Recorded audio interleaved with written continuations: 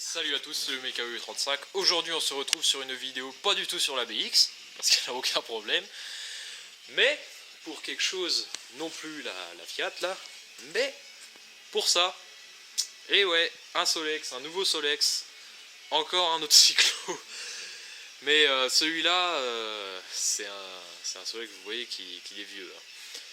C'est un Solex qui va faire de la compétition, parce que je me lance à préparer un Solex pour le Rock'n Solex. Donc pour ceux qui ne connaissent pas, j'en avais parlé déjà l'année dernière.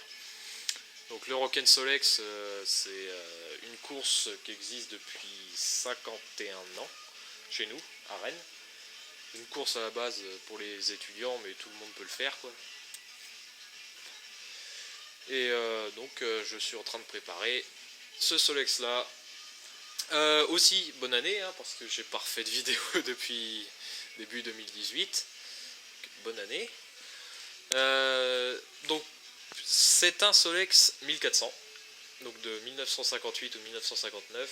Et là je sens déjà que je vais avoir quelques commentaires sur pas très gentils pour me dire mais pourquoi tu massacres un 1400, parce que les 1400 il n'y en a pas eu beaucoup. Comme je vous disais, en 1958 et en 1959, c'est les 2 années de production. Alors déjà d'une, je fais ce que je veux. Puis sinon, vous inquiétez pas, je suis pas fou non plus. Le cadre, je vais pas y toucher. Peut-être je dis bien peut-être le renforcer là, mais apparemment c'est pas utile.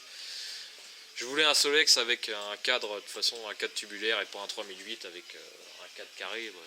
Je monte là-bas parce que le 3008 bleu est à côté de la 103 là. Il est sous la couverture. Parce qu'ils sont beaucoup plus solides, les cadres tubulaires comme ça. Et puis en plus un 1400 parce que ça n'a pas d'embrayage. Donc c'est des vilebrequins plus courts, plus solides. Ils sont de meilleure qualité que tous les Solex qui ont été faits après. Enfin peut-être que sur les 1700 et 2002, les vilebrequins étaient bien, mais étaient aussi solides, mais ils étaient un peu plus longs, donc c'était un petit peu plus fragile. C'est plus léger du coup, les vilebrequins. Puis le moteur, d'après ce que m'a dit un membre du forum de Forum Auto, que certains connaissent bien, Gaz 23, qui est un ancien, qui a fait de la compétition de Solex, c'est de cyclo. Je sais plus quelle année, mais enfin il y a quelques années déjà. Et il m'a dit que c'était les meilleurs moteurs pour les préparer en compétition. Parce que pas besoin de s'emmerder avec l'embrayage, à bloquer l'embrayage. Il m'a parlé aussi du volant magnétique qui était bien parce qu'il n'y avait pas d'ailettes, mais malheureusement pour le Rock'n Solex, les volants magnétiques comme ça sans ailettes sont interdits. Après, ce que je vais faire, c'est que je vais monter un volant à ailettes et je vais sûrement virer les ailettes. Il m'a dit vire les ailettes parce que ça entraîne une résistance plus grande sur le moteur et ça prend moins de tours. Et puis en plus, en virant les ailettes, ça va alléger le volant magnétique. Donc j'ai commencé un petit peu. Du coup, réservoir acier. Hein. Et en plus, c'est un réservoir tout neuf. Là, je suis allé chercher ce matin. Le gars m'a montré le réservoir d'origine, mais c'était une passoire, le machin. Et en fait, il avait racheté un réservoir neuf. Bon, le seul problème, c'est que pour les pompes à essence, c'est pas les mêmes que sur les 3008. Et les raccords de pompe non plus, du coup. Donc il faut que je retrouve une olive là. Une sorte de... Je dois avoir un tuyau par là. Ouais. J'ai un tuyau par là qui a l'olive. Voilà.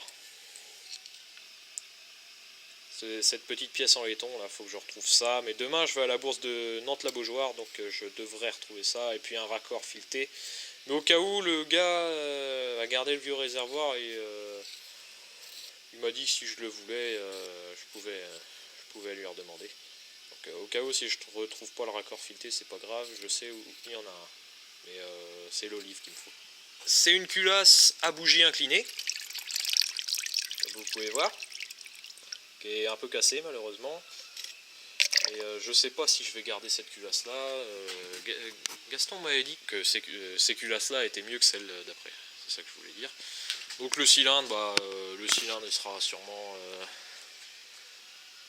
Ah, je suis en train de voir... Ah la vache!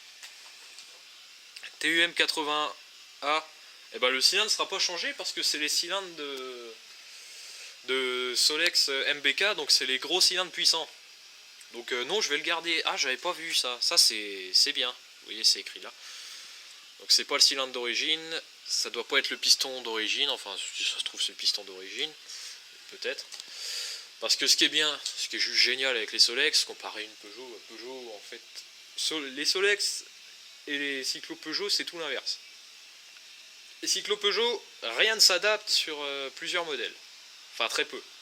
Les Solex, du 330 jusqu'au 5000, on peut adapter les cylindres, les pistons. La culasse, on peut mettre une culasse de 3800 dessus, l'allumage c'est pareil. Y a que les réservoirs, je sais pas si... Je pense qu'on peut adapter des réservoirs en plastique dessus, je pense. Mais je vais garder mon réservoir en métal, je pense. J'attends l'avis des membres du forum où je poste, parce que je suis pas un expert non plus là-dedans, pour savoir si c'est plus judicieux de garder mon réservoir en métal ou de monter réservoir plastique, ce qui entraînerait un changement de pompe. Mais ça se trouve. Des pompes adaptées à ces moteurs-là, mais avec les raccords de 3800.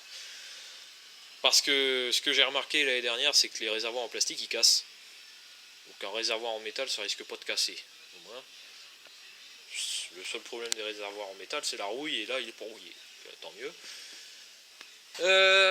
Du coup, c'est à peu près tout. Ah si, je continuais à faire un peu de mécanique. Je sais, on voit rien du tout, mais maintenant, vu que je travaille, je vais m'acheter une nouvelle caméra parce que ça me démange. Ça commence à bien faire cette putain de caméra là. Je l'ai payé 300 balles avec le trépied et la pochette, pour au final avoir une mauvaise qualité d'image et de son. Enfin bref. Bon, ce qui est un peu chiant là, c'est que c'est pas la vis d'origine là. Là c'est la vis d'origine. Je sais que vous voyez absolument rien. Je sais. Pas la peine de commenter, on voit rien. Je sais. Parce que je le vois bien au montage qu'on voit rien. Je vais juste enlever la pipe d'admission et je vais enlever le cylindre avec vous. On se reprend ce coup-ci sans qu'il se casse la gueule lui, pour enlever le cylindre, s'il veut bien. Et aussi, si vous vous demandez pourquoi tu mets pas ton trépied, j'ai perdu mon trépied. Ah, et bah c'est bien ce qui me semblait, c'est un piston 3 segments. Et bah vous savez quoi, c'est génial, parce que au moins je vais pas... Parce que d'origine c'est des pistons 2 segments là, comme un 3800. Donc c'est nickel. Au moins j'ai ça de moins à acheter. Bon, je vais en acheter d'autres, hein. Je vais acheter au moins un ou deux pistons d'avance. Hein. Parce qu'il faut toujours prévoir, enfin là aussi c'est des coupes biseautées, mais... Ah ouais, c'est des coupes biseautées là-dessus aussi. Ah, je sais pas. Je suis pas non plus un expert dans les Solex, je connais bien les Peugeot. Je connais un peu les motobécanes, mais c'est vrai que les Solex, je connais pas non plus super bien. En tout cas, c'est propre. C'est pas rayé, c'est pas vieux en tout cas. Nickel. On va remettre ça au point mort. Si ça se trouve, si j'ai un peu de chance, et je pense que je vais avoir un peu de chance, c'est déjà une bielle montée sur roulement, parce que là-dessus, c'était des bielles... D'origine, c'était des bielles avec des bagues en bronze. Et je pense que, vu à la vitesse qui va tourner ce moteur-là, la bague en bronze, elle aurait pas fait long. Non. Je vais décoller le carter avec vous. On va me dire, prends un maillet, mais... Là, j'ai pas mon maillet. Ça y est, on l'a décollé. Tac. Non, c'est toujours une bague en bronze, apparemment.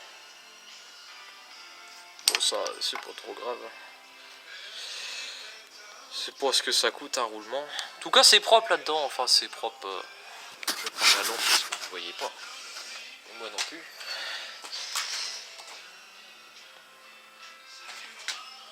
Ça va.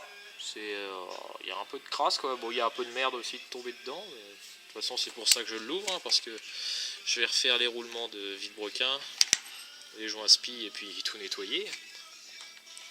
Puis bien sûr le préparer.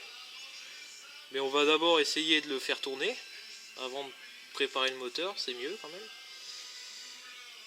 Donc, ça va, c'est propre, c'est propre. Puis de l'allumage, hein, pour vous montrer ceux qui n'ont jamais vu des vieux volants. Les volants anciens modèles, c'est comme ça, puis l'allumage à l'intérieur c'est le même. Et il marche hein, l'allumage, hein. J'ai essayé, ça fonctionne. Hein. J'ai bien des étincelles. Donc voilà pour le moment. De toute façon, je vais pas faire grand chose d'autre ce soir, je pense, à part du nettoyage. Je vous refilmerai quand je referai une mise en route. Hein. Puis sinon, je ferai des vidéos de temps en temps quand je commencerai à préparer le cylindre, la culasse, le piston, enfin tout ce qu'il faut. Mais pas trop non plus, hein. Je vais pas dévoiler tous mes secrets, parce que je sais qu'il y en a qui regardent, qui vont le faire. Donc je vais pas... J'ai pas envie de donner toutes mes combines pour le faire avancer. Enfin voilà. Bon écoutez, il y aura une vidéo, j'ai oublié de la mettre, hein, parce que je vais vous montrer une petite surprise. Hein. Oh, qu'est-ce que c'est que ça? Oh, une 309. C'est pas vrai, t'as encore racheté une bagnole? Non, non, non, c'est pas moi. Mais on est allé la chercher loin, j'avais fait quelques petites vidéos à l'arrache quand on était allé la chercher, hein, donc c'est mon pote Valentin.